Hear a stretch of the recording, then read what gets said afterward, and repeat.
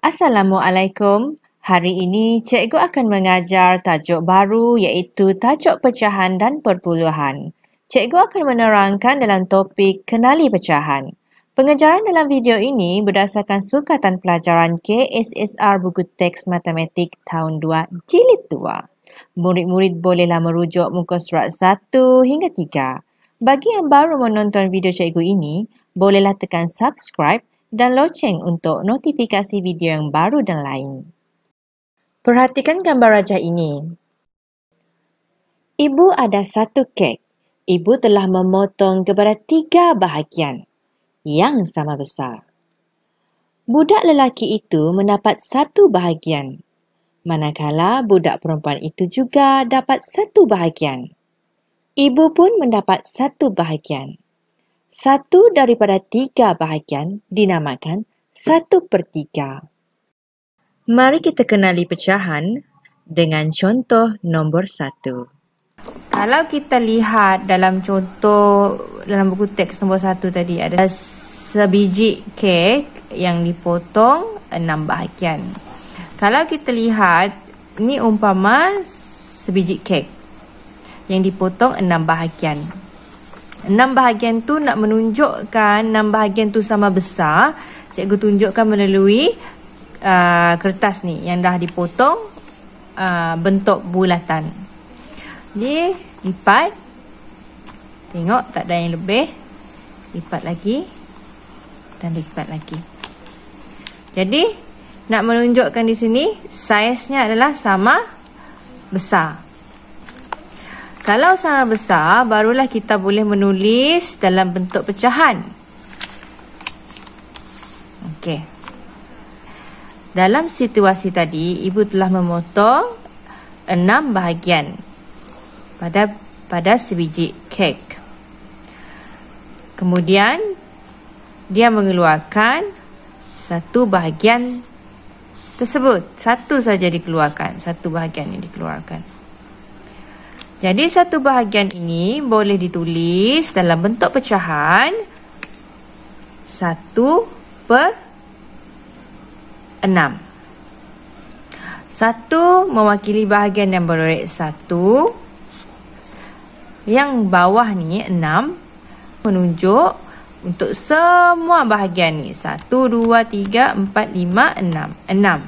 1 sebagai yang dilorek, 6 merupakan kesemua bahagian, 6 bahagian. Jadi 1 ini atau nombor yang di bahagian atas ini dipanggil pengangka. Nombor yang di bahagian bawah ini pula dipanggil penyebut. Dan garisan yang memisahkan 1 dan 6 ini, itu adalah per.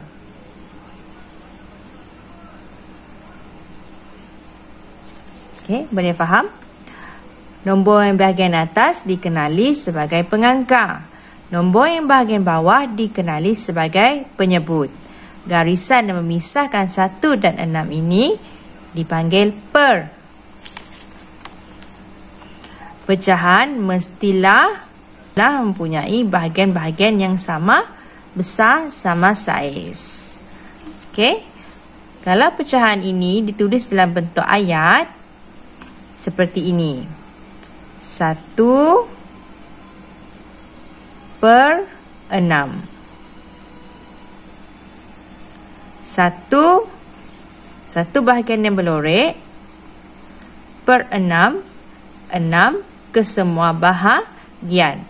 Per 6 ditulis dekat. 1 dan perkataan per 6 dijarakkan.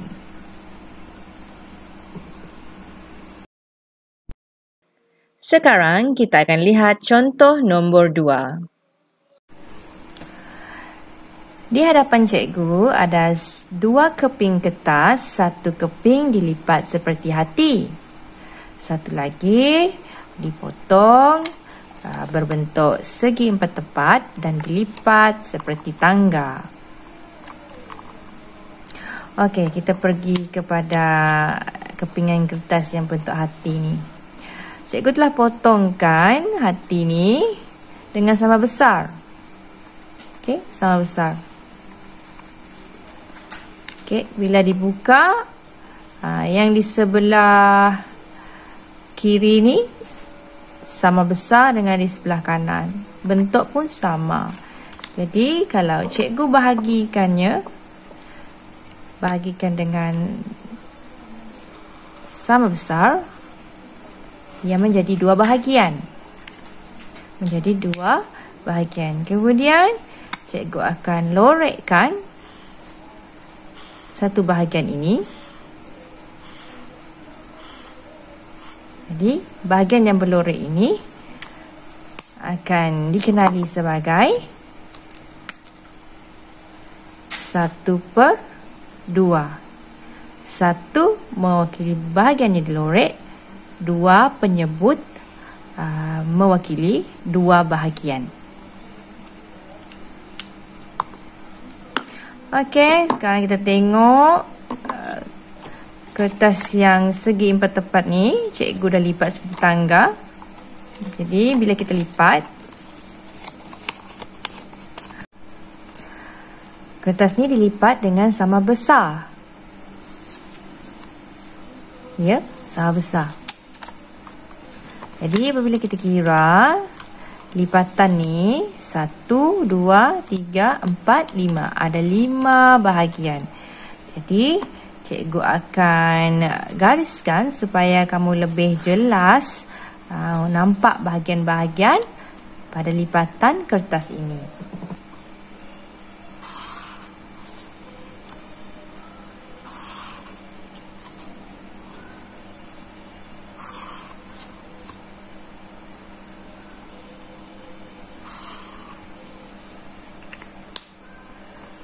Sekarang lipatan ni kelihatan lebih jelas. Ada 5 bahagian yang sama besar, sama saiz semuanya. Itu dinamakan pecahan. Jadi, cikgu akan lorekkan satu bahagian daripada 5 ini.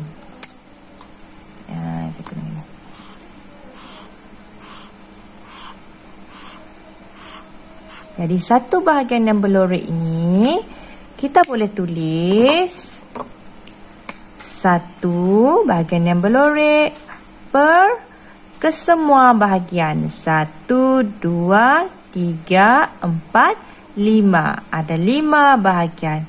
Jadi pecahan ini ditulis 1/5. 1 mewakili bahagian yang berlorek, 5 mewakili kesemua bahagian. 1, 2, 3, 4, 5 bahagian. Contoh nombor 3 menunjukkan pecahan dalam situasi harian kita. Dalam gambar rajah ini, seorang budak sedang mengecat pagar. Dia belum mengecat 3/10 daripada pagar tersebut. Baiklah, kaedah yang sama. Cikgu ada satu keping kertas. Cikgu akan lipatkan dengan sama besar. Kemudian cikgu lipatkan lagi. Sama besar, lipatkan lagi sama besar, lipatkan lagi sama besar. Jadi, semua lipatan ini semuanya sama besar. Apabila cikgu buka lipatan ini, cikgu akan mendapat satu garisan membentuk bahagian-bahagian yang sama besar. Jadi, cikgu akan terangkan menggunakan marker ni.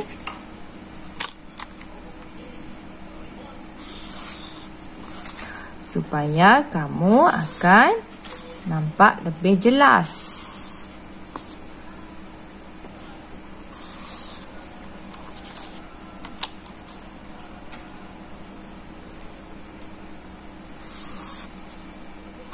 Okey. Sekarang saya ada 10 bahagian. 1, 2, 3, 4, 5, 6, 7, 8, 9, 10. Ada 10 bahagian yang sama besar. Okey, kalau kita lihat tadi soalan nombor 3, saya belum cat 3 daripada 10 bahagian. 3/10 masih warna putih. Okey. Kita anggap ni lah dinding ya tadi ya. Dia dah cat. Tapi tinggal 3 yang belum cat. Jadi anggaplah saja saya lorek tu bahagian yang telah dicat. Ini ya dah dicat. Sini pun sudah dicat. Sini pun sudah. Ini pun sudah cat. Ini sudah cat. Dan 2 di bahagian tepi pun sudah dicat. Jadi soalannya, berapa bahagian lagi yang belum dicat? Kita jangan kira yang dah dicat. Kita nak tahu bahagian yang belum lagi dicat. Jadi kita kira yang belum dicat 1, 2, 3. Jadi 3 yang belum dicat. Pengangkat adalah 3, penyebut adalah kesemua bahagian. Kiralah semua bahagian. 1, 2, 3, 4, 5, 6, 7, 8, 9, 10. Jadi tulis kat bawah 10. 3 mewakili bahagian yang tidak dilorek. 1, 2, 3. Jadi bahagian yang tidak dicat ni tadi ditulis sebagai 3/10. Ataupun kalau kita tulis dalam bentuk ayat, kita tulis 3 dulu. Kita akan tulis 3 dulu. 3/10.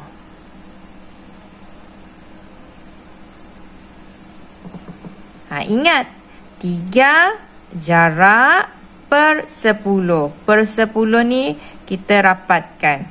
3 dengan per tu kena jarakkan. Ini cara untuk menulis ayat pecahan. Contoh yang terakhir, mari kita kenal pasti siapakah yang memegang kad 5/8 dan mengapa. Baiklah, untuk soalan nombor 4, siapakah yang memegang kad 5/8? Kalau saya perhatikan di sini, pastinya Ali yang memegang kad 5/8. Ini kerana kad yang dipegang oleh Ali mempunyai bahagian yang sama besar. Sama besar. Jadi bahagian yang berlorek, cikgu kira 1, 2, 3, 4, 5. Ada 5 bahagian yang berlorek. Kemudian, kesemua bahagian 1, 2, 3, 4, 5, 6, 7, 8. Jadi 8. 5 bahagian yang berlorek, 8 ialah kesemua bahagian. Kenapa Meme tidak memegang kad 5/8? Ini kerana kad yang dipegang oleh Meme mempunyai bahagian yang tidak sama besar. Awak tengok bahagian atas ni kecil. Di bahagian tengah ni pula besar. Di bawahnya pula kecil balik. Jadi apabila bahagian yang tidak sama besar dalam satu kad ini tidak boleh dipanggil pecahan. Pecahan mesti mempunyai bahagian yang sama besar, sama saiz. Barulah boleh dikenali dipanggil pecahan. Ini 5/8. Walaupun bahagian berlorek untuk kad Meme ini juga 5, kesemua bahagiannya juga 8, 5, ada 8 bahagian. Tapi tidak boleh dipanggil pecahan. Ini kerana, cikgu ulang tadi, bahagiannya tu tidak sama besar. Kecil, besar, besar, kecil. Tak boleh ya. Mesti sama besar baru boleh. Sekarang giliran murid-murid pula untuk mencuba menjawab soalan. Sila buat latihan dalam buku aktiviti muka surat 89 sehingga 90. Murid-murid juga boleh membuat latihan tambahan di dalam buku teks pada muka surat 3. Sekian, terima kasih kerana menonton sehingga penghujung video ini. Sila share, like dan komen di bawah sekiranya membantu dan boleh memberi manfaat kepada orang lain. Stay safe, kita mesti menang, kongsi ilmu.